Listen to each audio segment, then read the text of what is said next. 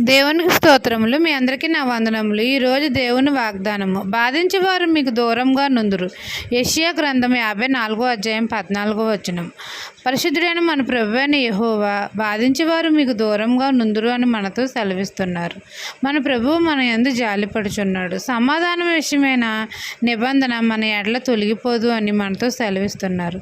గాలివాన చేత ఆదరణ లేక కొట్టబడి ఉన్న మనల్ని నీలాంజనములతో మన కట్టడలను కడతాను, నీలములతో ఈ పునాదులు వేయుదును అని మనతో సెలవిస్తున్నారు. మన పిల్లలు యెహోవా చేత ఉపదేశం నొందుతారు. నీతిగల దానివే స్థాపించబడదు అని మన ప్రభువు మనతో సెలవిస్తున్నారు. మనం భయపడిన అవసరం లేదు. మనల్ని బాధించేవారు మనకు దూరంగా ఉంటారు. భీతి మనకు దూరంగా ఉంటుంది. మనకు విరోధంగా రూపించబడిన ఏ ఆయుధము వర్ధిల్లదు. ఈ దిన వాగ్దానం మీ నా జీవితంలో నెరవేరాలని కోరుకుంటూ దేవుని సువార్త పరిచర్యలో మీ సహోదరి. ఆమెన్.